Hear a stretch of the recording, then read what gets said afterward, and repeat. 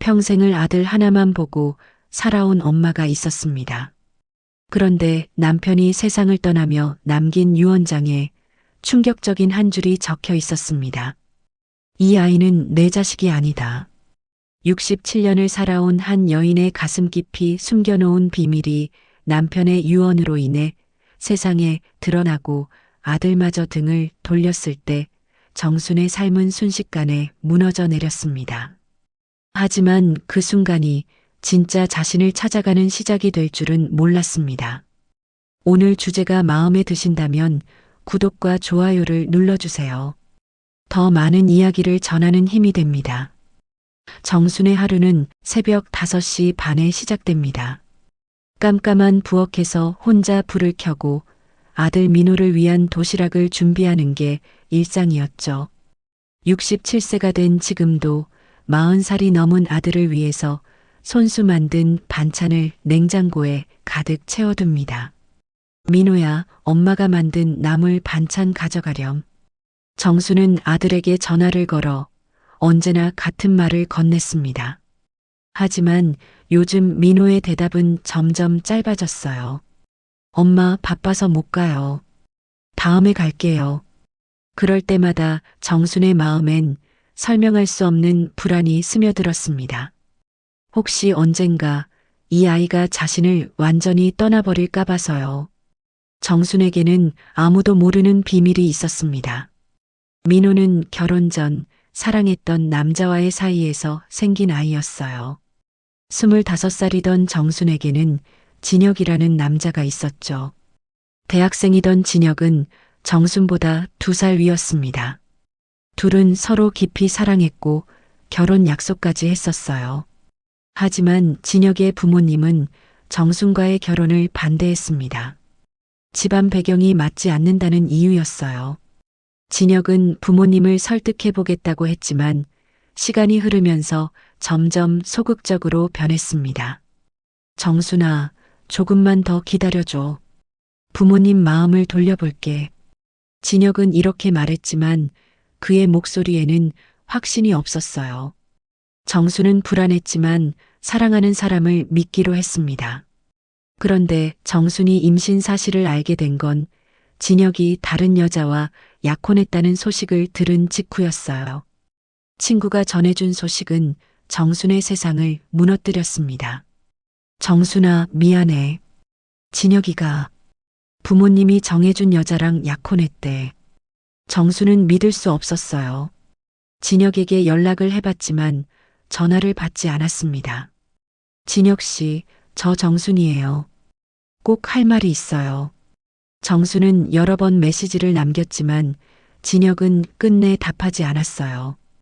그렇게 정순은 혼자 아이를 낳아 키워야 하는 상황에 놓였습니다. 그때 나타난 사람이 창수였어요. 창수는 정순의 이러한 처지를 모르고 결혼을 제안했습니다. 하지만 정순은 창수에게 진실을 말하지 않았어요. 임신 사실을 숨기고 결혼한 거였습니다.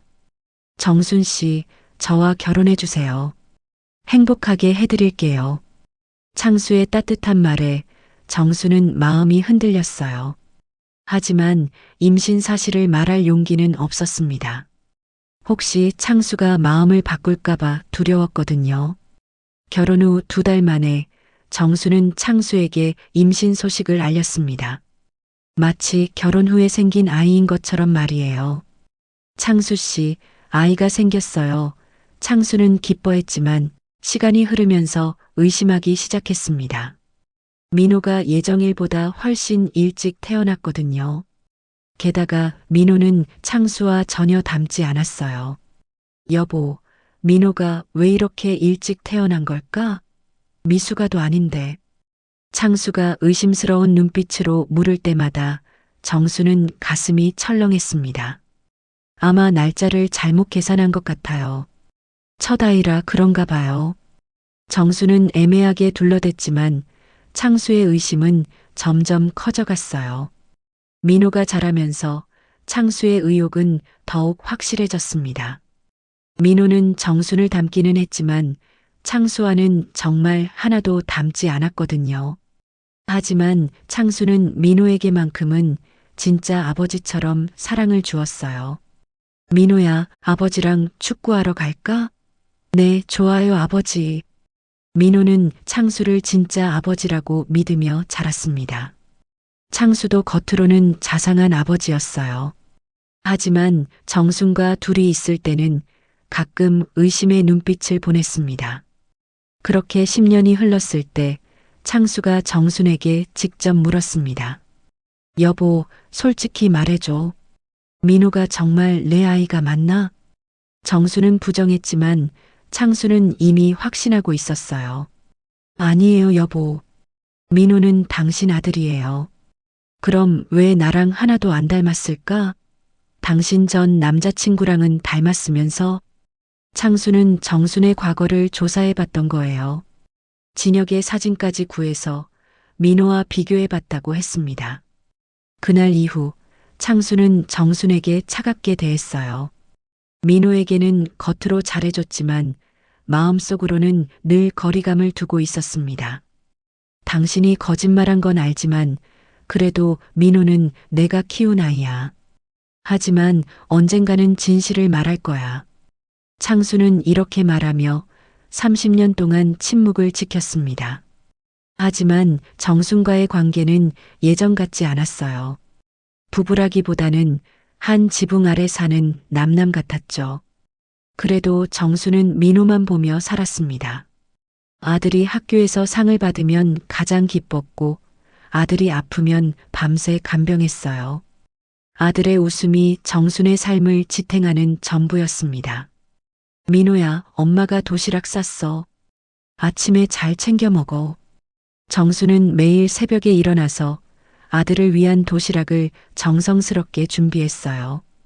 아들이 좋아하는 반찬을 넣고 예쁘게 포장해서 내어주는 게 정순의 가장 큰 기쁨이었습니다. 엄마 고마워요. 학교에서 친구들이 엄마 도시락이 제일 맛있다고 하더라고요. 민호가 기뻐할 때마다 정수는 세상을 다 가진 기분이었어요. 하지만 마음 한구석에는 늘 불안이 자리 잡고 있었습니다. 혹시 언젠가 이 비밀이 드러나서 아들을 잃게 될까 봐서요. 이 아이만큼은 절대 잃을 수 없어. 정수는 마음속으로 다짐했습니다. 비록 거짓말로 시작된 관계였지만 민호에 대한 사랑만큼은 진짜였거든요. 아들이 행복하게 자라는 모습을 보는 것이 정순에게는 삶의 전부였습니다. 민호의 결혼식 날 정수는 가장 행복했습니다. 하얀 턱시도를 입은 아들이 그 어느 때보다 멋져 보였거든요. 하지만 그날이 모자 사이가 멀어지기 시작한 날이기도 했어요. 엄마, 이제 제가 가정을 꾸렸으니 좀 더 독립적으로 살아야겠어요. 민호는 신혼생활을 이유로 정순과의 만남을 점점 줄여갔습니다. 전에는 일주일에 두세 번씩 들렀던 집에 이제는 한 달에 한 번 오기도 어려워했어요. 정수는 이해하려고 노력했습니다. 새 가정을 꾸린 아들이 아내를 우선시하는 게 당연하다고 생각했거든요. 하지만 마음 한편으로는 서운함을 감출 수 없었어요. 민호야, 엄마 보고 싶다. 가끔 정순이 이렇게 말하면 민호는 미안해하면서도 핑계를 댔습니다. 엄마, 요즘 회사 일이 너무 바빠서요. 다음 주에는 꼭 갈게요. 하지만 다음 주가 되어도 민호는 나타나지 않았어요. 정수는 아들을 재촉하기보다는 조용히 기다리기로 했습니다. 민호의 아내 수진이와의 관계도 쉽지 않았습니다. 수진은 정중하긴 했지만 어딘가 거리감이 느껴졌어요. 어머니, 안녕하세요. 수진은 항상 정중한 인사를 했지만 그 이상으로 가까워지려고 하지는 않았습니다. 정순이 음식을 해서 갖다 주려고 해도 정중히 거절하곤 했어요. 어머니, 괜찮습니다. 저희가 알아서 할게요. 그럴 때마다 정수는 자신이 필요 없는 존재가 된 것 같아서 마음이 아팠습니다. 하지만 며느리의 입장도 이해하려고 노력했어요. 시어머니가 너무 간섭하는 걸 싫어할 수도 있다고 생각했거든요. 수진아, 엄마가 김치 담갔는데 좀 가져가렴. 어머님, 정말 괜찮아요. 저희 집에 김치 많이 있거든요. 정수는 수진이 자신의 호의를 거절할 때마다 마음 한구석이 서늘해졌어요. 하지만 억지로 강요할 수도 없었죠. 시간이 흐르면서 정순과 민호의 대화는 점점 형식적으로 변했습니다. 안부를 묻고 답하는 것 외에는 별다른 이야기가 없었어요. 엄마, 건강하게 지내세요. 너도 몸 조심해라. 이런 짧은 대화로 통화가 끝나곤 했습니다. 정수는 아들과 더 많은 이야기를 나누고 싶었지만 민호는 늘 바쁜 듯 했어요. 특히 명절 때가 가장 서러웠습니다. 예전에는 민호가 명절 전날부터 와서 정순과 함께 차례 준비를 했거든요. 온갖 나물을 다듬고 전을 부치면서 모자가 함께 보내는 시간이 정순에게는 가장 소중했어요. 민호야, 이 나물은 이렇게 무쳐야 맛있어. 네, 엄마. 저도 열심히 배울게요. 그때의 민호는 정순의 요리를 배우려고 노력했고 모자는 웃으며 함께 일했죠. 하지만 결혼 후에는 그런 시간이 사라졌어요. 민호야, 좀 더 있다 가면 안 되냐? 차례상도 함께 차리고. 정순이 아쉬워하면 민호는 미안한 표정을 지었습니다. 엄마, 수진이 집에서도 기다리고 있어서요. 차례상은 수진이랑 미리 준비해 왔어요. 민호는 수진이 만든 음식들을 가져와서 차례상에 올렸어요. 정순이 정성스럽게 준비한 음식들보다 수진이 만든 음식들이 더 많은 자리를 차지했죠. 아, 수진이가 정성스럽게 만들었구나. 정수는 웃으며 말했지만 마음속으로는 씁쓸했어요. 예전에는 자신이 혼자서 모든 차례 음식을 준비했는데 이제는 며느리가 그 자리를 대신하고 있었거든요.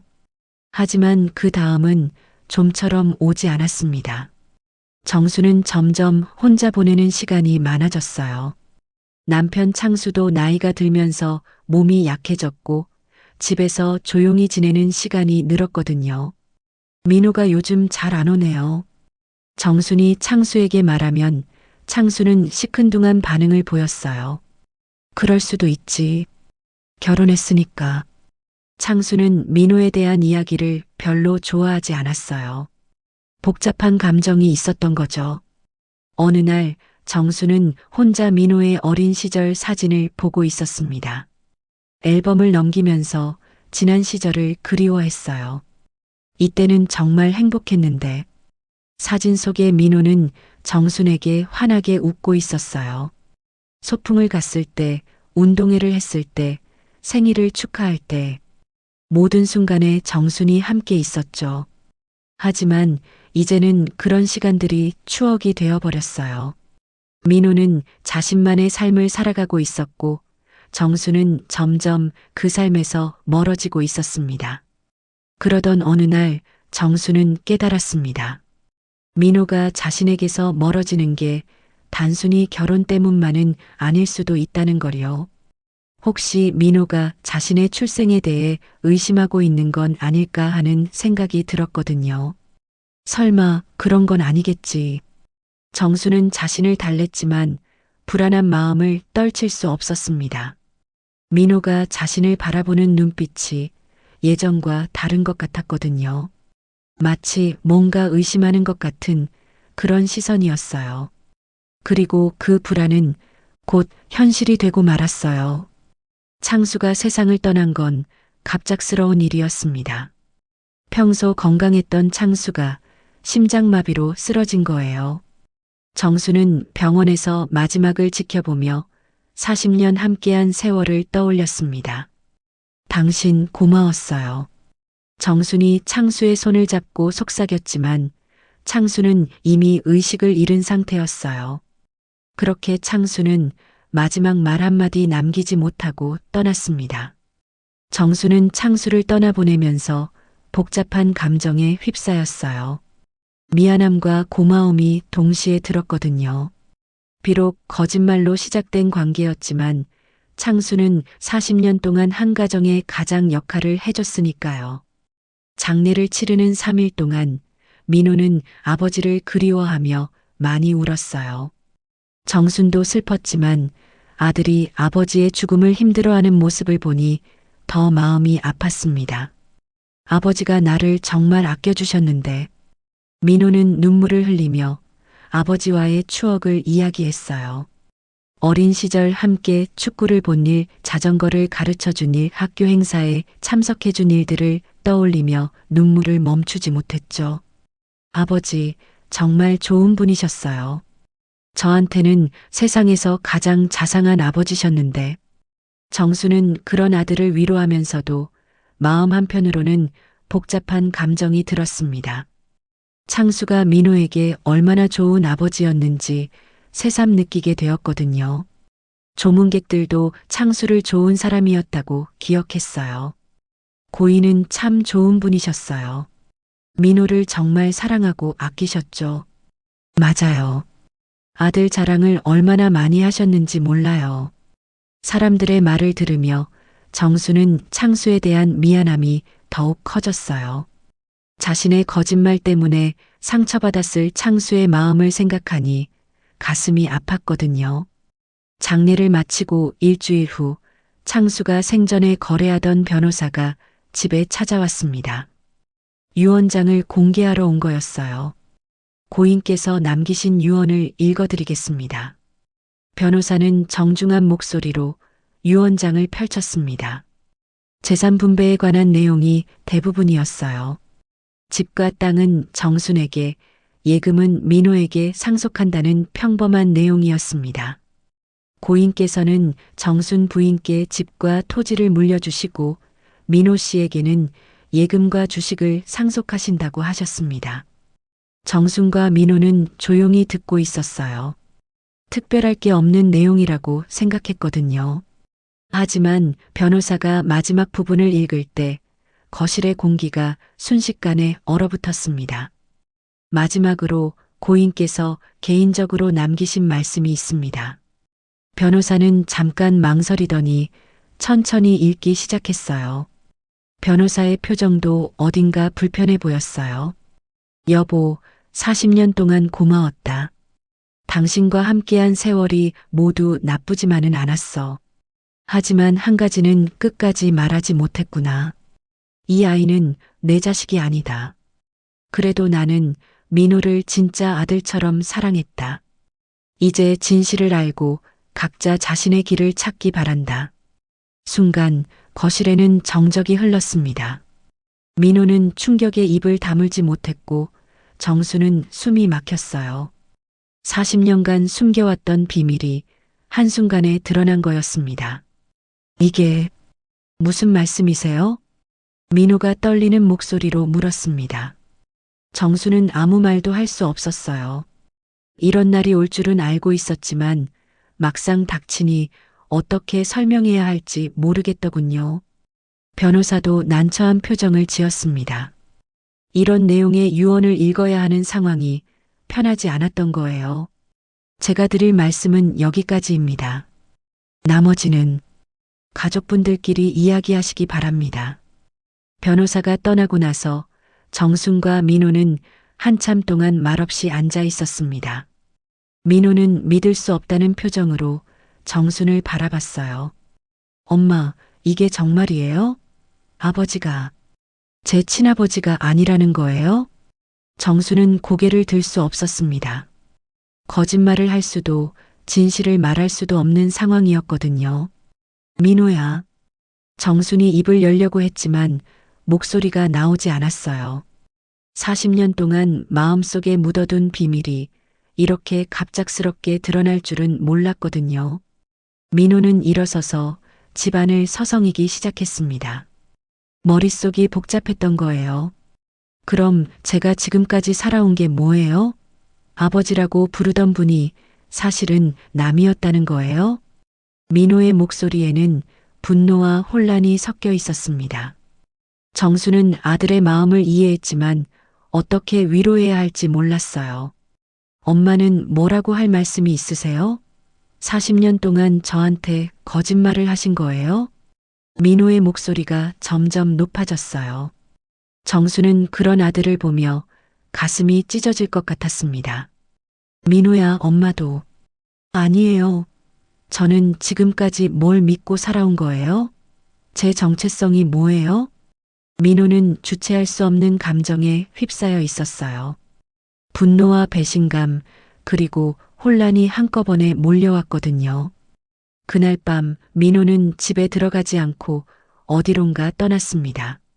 정수는 혼자 남아서 창수의 유언장을 다시 읽어봤어요. 당신도 참 잔인해요. 왜 지금까지 숨기고 있다가 죽으면서 이런 말을 남기는 거예요? 정수는 창수에게 원망의 말을 했지만 한편으로는 이해가 되기도 했습니다. 평생 속임을 당하며 살았던 창수의 마음도 편하지 않았을 테니까요. 그래도 당신은 좋은 아버지였어요. 민호에게만큼은. 정수는 눈물을 흘리며 창수에게 고마움을 표했어요. 비록 자신에게는 차가웠지만 민호에게만큼은 진짜 아버지처럼 사랑해줬으니까요. 창수의 유언이 공개된 지 일주일이 지나도 민호는 정순을 찾아오지 않았습니다.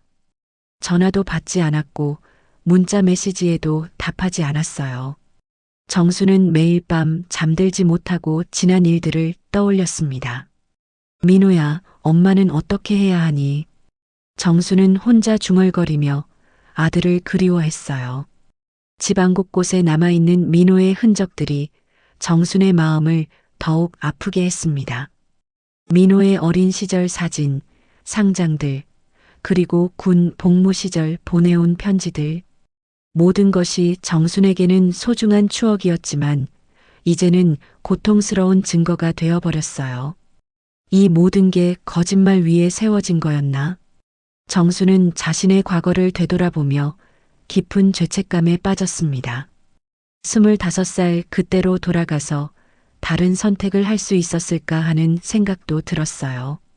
진혁과의 기억도 선명하게 떠올랐습니다.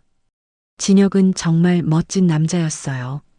키가 크고 잘생겼을 뿐만 아니라 따뜻한 마음씨를 가진 사람이었죠.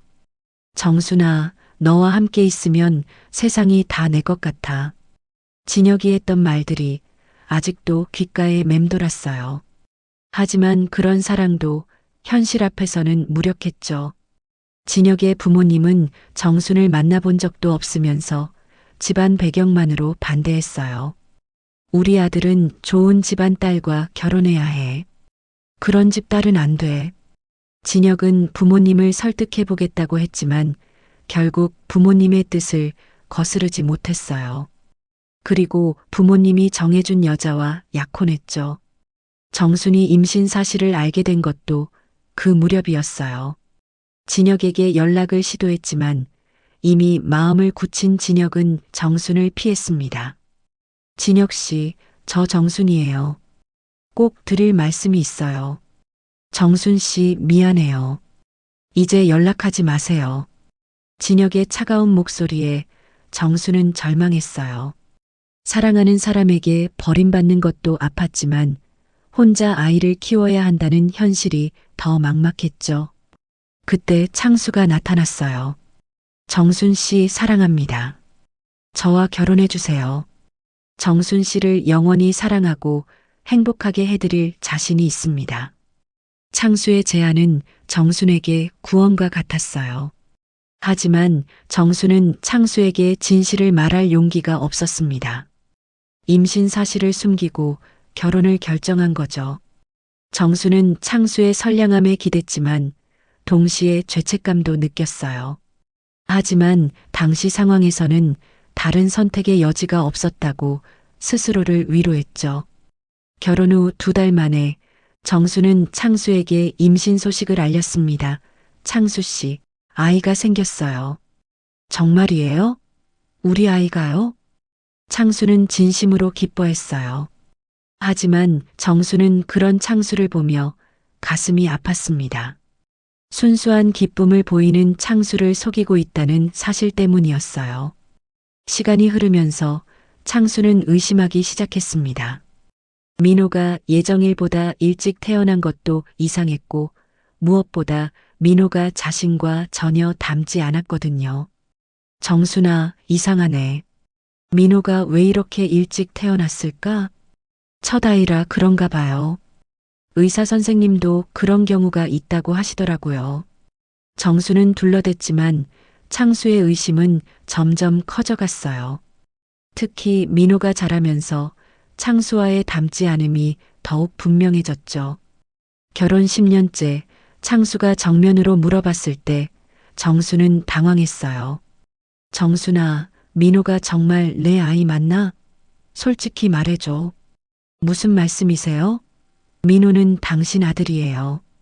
하지만 창수는 이미 정순의 과거를 조사해봤던 거예요. 진혁의 존재도 알고 있었고 민호와 진혁의 닮은 점들도 파악하고 있었죠. 당신 전 남자친구 사진을 봤어. 민호가 그 사람과 똑같이 생겼더군. 그때 정수는 모든 걸 인정할 수밖에 없었어요. 여보, 미안해요. 하지만 어쩔 수 없었어요. 당신이 거짓말한 건 알겠어. 하지만 이미 10년을 키웠는데 지금 와서 어떻게 해? 그래도 민호는 내가 키운 아이야. 창수는 분노했지만 동시에 민호에 대한 애정도 있었어요. 10년 동안 진짜 아버지처럼 키웠으니까요. 하지만 언젠가는 진실을 말할 거야. 모든 사람이 알 권리가 있어. 그날 이후 창수와 정순의 관계는 완전히 변했어요. 창수는 정순에게 차갑게 대했지만 민호에게만큼은 여전히 자상한 아버지였습니다. 30년 동안 창수는 약속대로 침묵을 지켰어요. 하지만 죽기 전에는 결국 진실을 밝히고 싶었던 거죠. 며칠 후 민호가 드디어 집에 찾아왔습니다. 하지만 예전의 따뜻한 모습은 사라지고 차가운 표정을 하고 있었어요. 엄마, 이야기 좀 해요. 민호는 정중하지만 거리감이 느껴지는 말투로 말했습니다. 정수는 그런 아들의 모습에 가슴이 찢어질 것 같았어요. 민호야, 엄마가 설명할게. 정수는 용기를 내서 지난 일들을 차근차근 이야기했습니다. 진혁과의 사랑, 혼자 임신을 감당해야 했던 절망감, 그리고 창수를 속이고 한 결혼까지. 엄마도 어쩔 수 없었단다. 그때는 혼자 아이 키우기가 정말 어려웠어.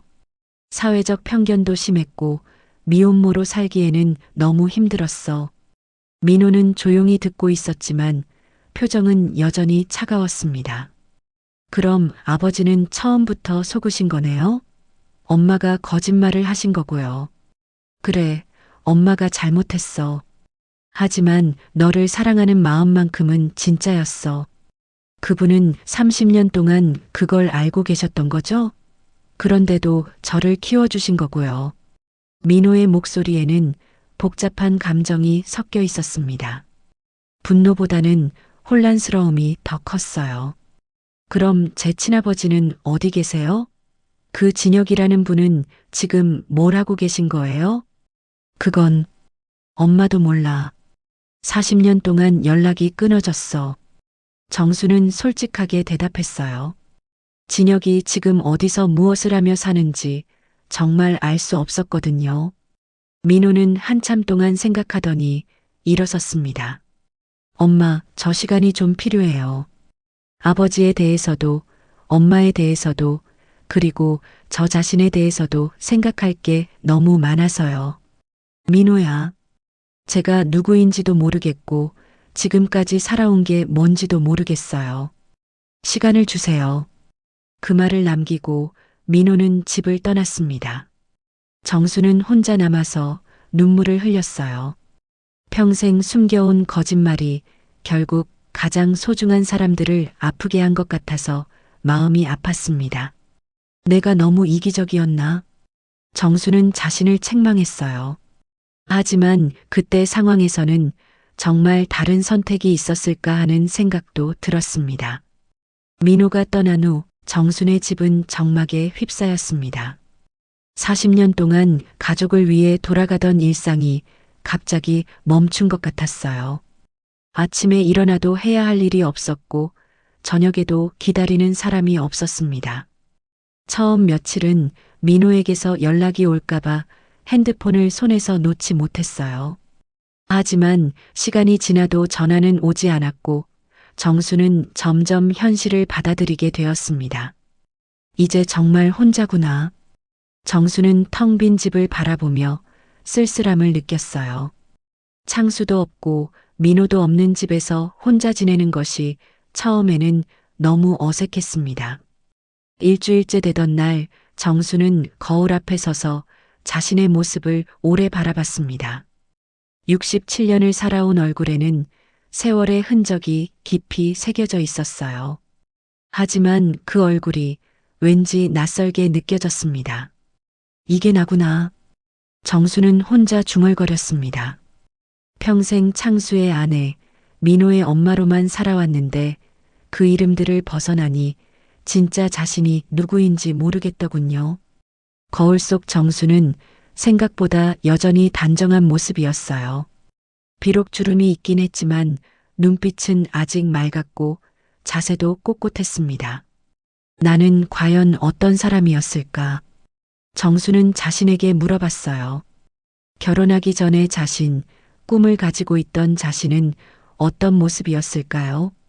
나도 한때는 꿈이 있었는데.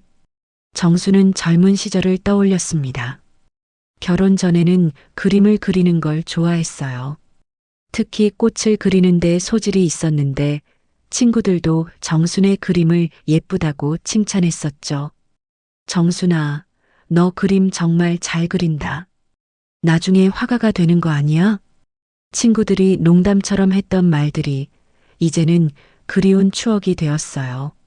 하지만 결혼하고 아이를 낳은 후에는 그림붓을 잡을 시간이 없었습니다. 온종일 살림과 육아에 매달려야 했거든요.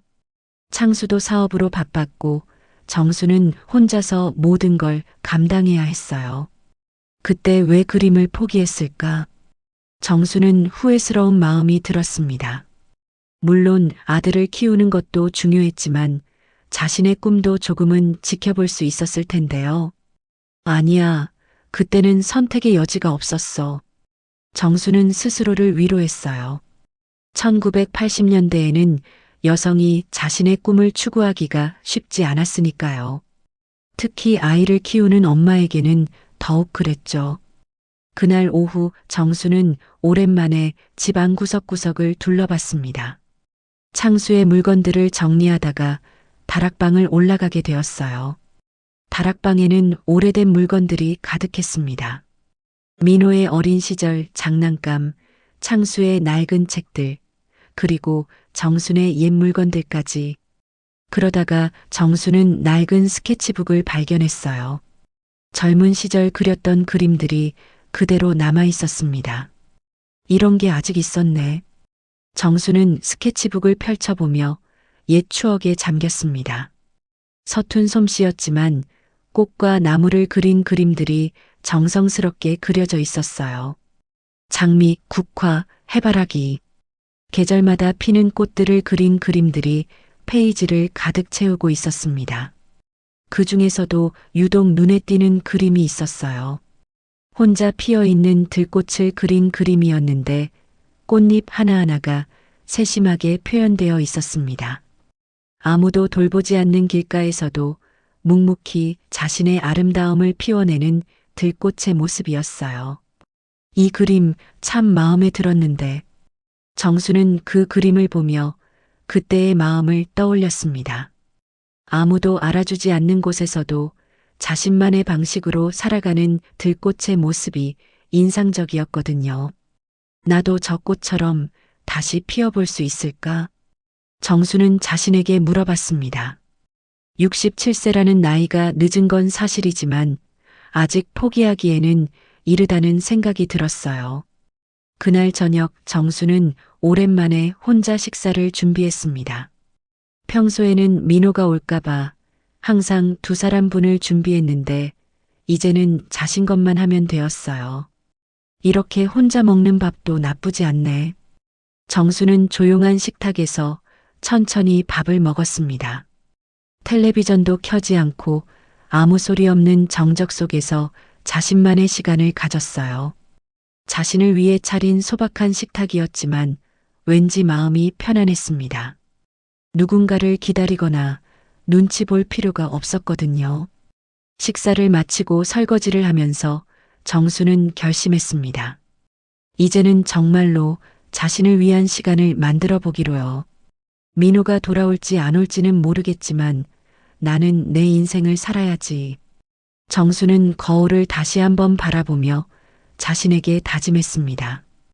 67세의 늦은 나이지만 새로운 시작을 해보기로 한 거예요. 이제부터는 정순으로 살아보자. 누군가의 아내도 누군가의 엄마도 아닌 나 자신으로. 그날 밤 정수는 오랜만에 깊이 잠들었습니다. 오랫동안 짊어지고 있던 무거운 짐을 조금은 내려놓은 것 같은 기분이었어요. 다음 날 아침 정수는 평소보다 일찍 일어났습니다. 새벽 공기가 유난히 상쾌하게 느껴졌어요. 오랜만에 마음이 가벼워진 기분이었습니다. 오늘부터는 나를 위해 살아보자. 정수는 거울 앞에서 자신에게 말했습니다. 그리고 옷장에서 평소에 입지 않던 밝은색 옷을 꺼내 입었어요. 회색이나 검은색 옷만 즐겨 입던 정순이 연한 분홍색 블라우스를 선택한 거였죠. 이 색깔도 나쁘지 않네. 거울에 비친 자신의 모습이 평소보다 밝아 보였어요. 아침 식사를 마친 후 정수는 마을 문화센터에 전화를 걸었습니다. 어르신들을 위한 강좌가 있는지 문의해 보려고요. 안녕하세요. 혹시 어르신들이 들을 수 있는 강좌가 있나요? 네, 많이 있어요. 꽃꽂이 수업과 서예 교실이 있고요. 그림 그리기 수업도 새로 시작할 예정이에요. 상담원의 친절한 설명을 들으며 정순의 마음이 설렜습니다. 특히 그림 그리기 수업에 관심이 갔어요. 그림 수업은 언제부터 시작하나요? 다음 주 월요일부터 시작해요. 초보자도 괜찮으니까 부담 갖지 마시고 오세요. 어르신들끼리 재미있게 배우고 계세요. 수강료는 얼마나 하나요? 한 달에 3만 원이에요. 재료비는 별도고요. 정수는 망설임 없이 신청했습니다. 40년 만에 다시 그림붓을 잡게 될 생각에 가슴이 두근거렸어요. 그럼 월요일에 뵙겠습니다. 전화를 끊고 나서 정수는 오랜만에 환한 미소를 지었어요. 뭔가 새로운 일을 시작한다는 것이 이렇게 설레는 일인지 몰랐거든요. 그 주말 정수는 미술용품점에 가서 필요한 재료들을 샀습니다. 물감, 붓, 화지. 하나하나 고르는 재미가 쏠쏠했어요. 이 물감 색깔이 참 예쁘네. 정수는 마치 어린아이처럼 신이 나서 쇼핑을 했습니다. 빨강, 노랑, 파랑. 다양한 색깔의 물감들을 보니 어떤 그림을 그릴지 상상만으로도 즐거웠어요. 붓도 여러 종류가 있네. 정수는 붓의 굵기와 모양을 꼼꼼히 살펴봤어요.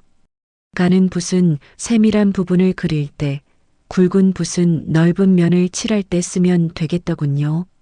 손님, 처음 그림을 배우세요? 가게 주인이 친절하게 물어봤어요. 네, 아주 오랜만에 다시 시작하는 거예요. 그러시면 이 세트로 시작하시는 게 좋을 것 같아요. 기본적인 색깔들이 다 들어있거든요. 가게 주인의 추천으로 정수는 초보자용 세트를 샀어요. 오랫동안 잊고 있던 설렘을 다시 느끼는 것 같았습니다. 월요일 아침 정수는 일찍 문화센터에 갔습니다. 강의실에는 자신과 비슷한 나이의 어르신들이 모여 있었어요. 안녕하세요. 처음 뵙겠습니다.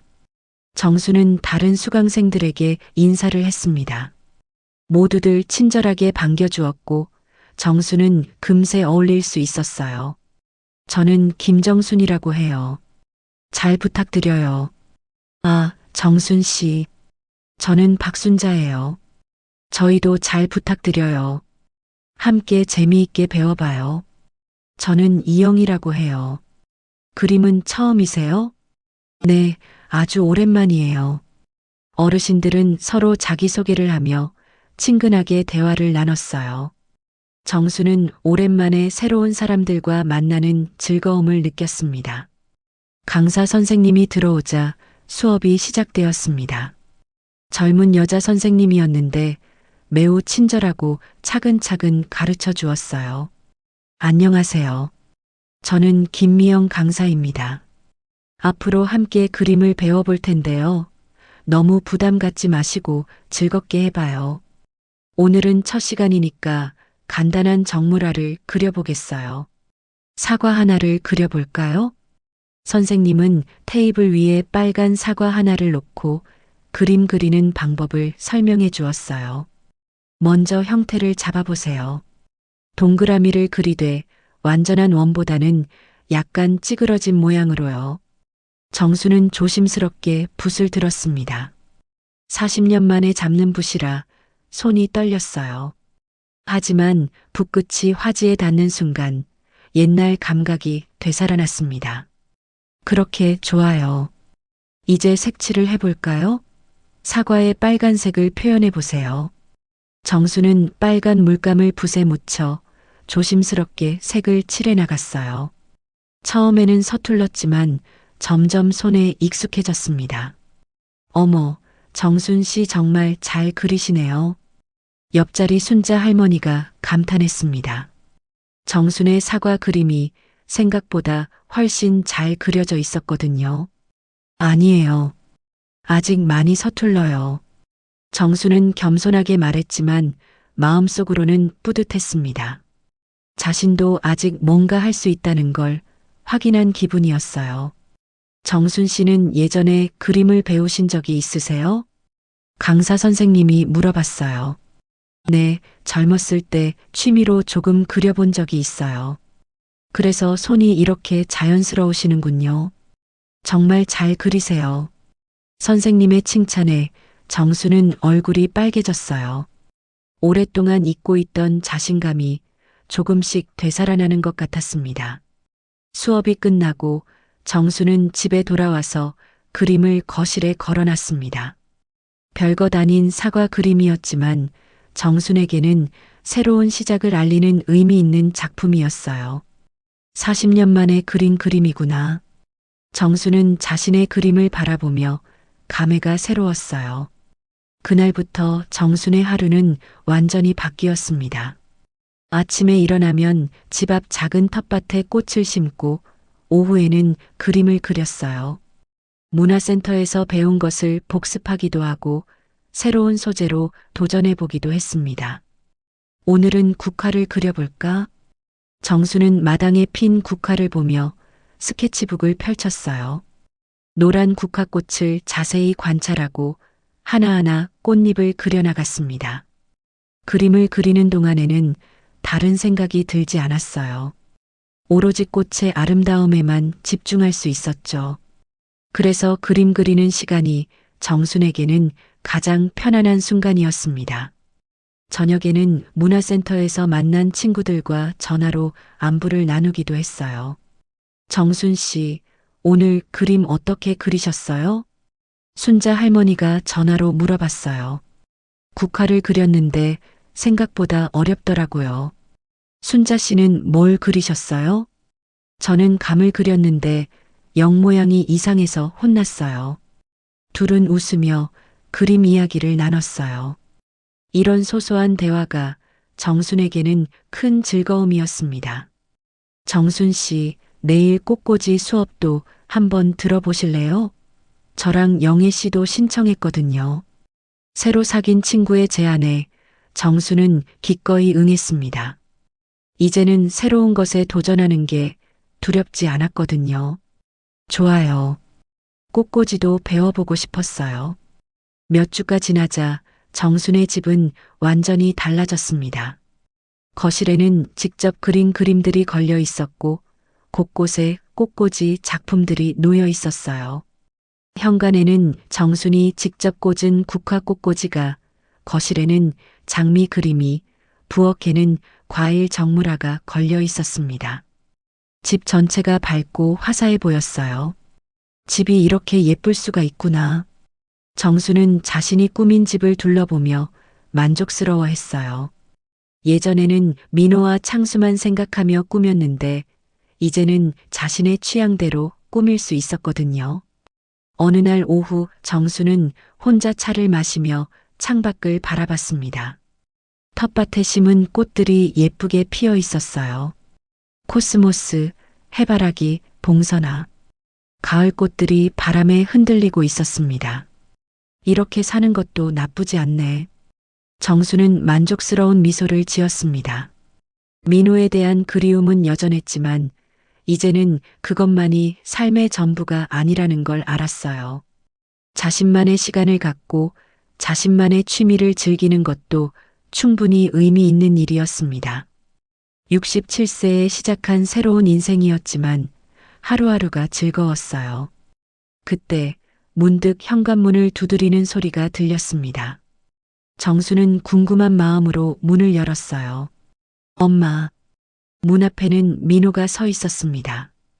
한 달 반 만에 보는 아들의 모습에 정순의 눈가가 촉촉해졌어요. 민호야, 어서 들어와. 민호는 집안을 둘러보며 놀란 표정을 지었습니다. 예전과 완전히 달라진 집의 모습 때문이었어요.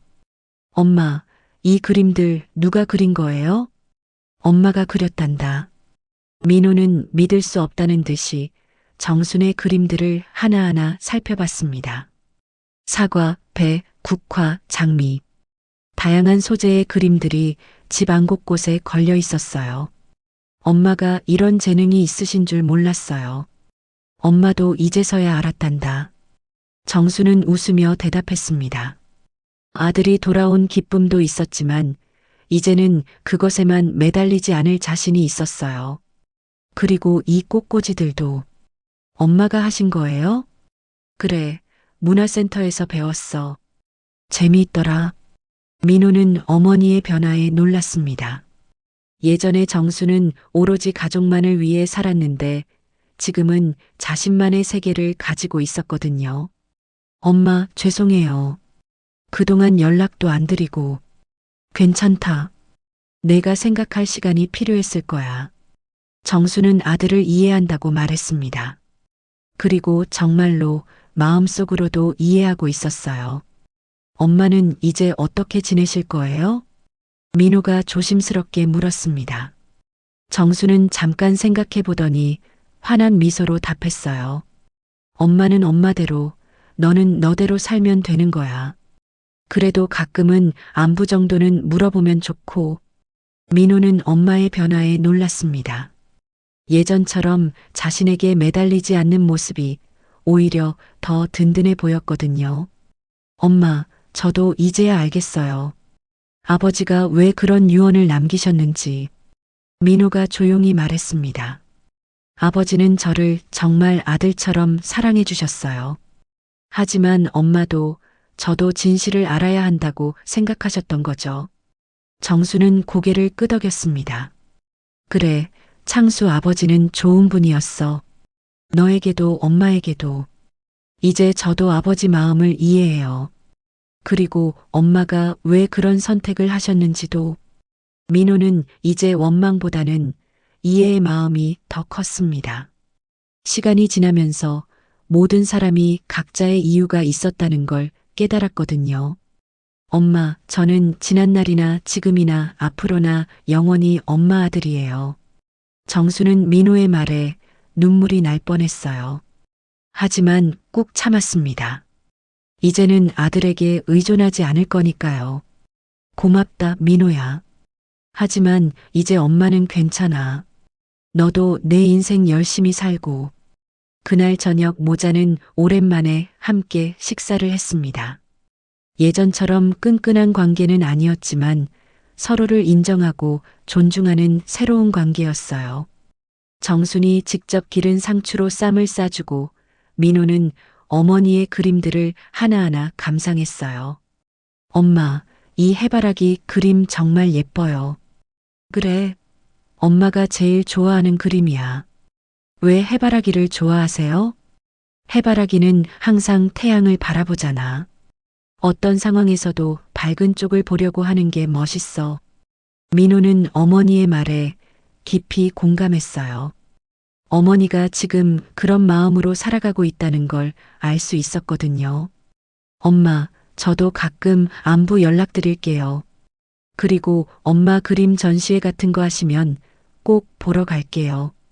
전시회는 무슨, 아직 그 정도는 아니야.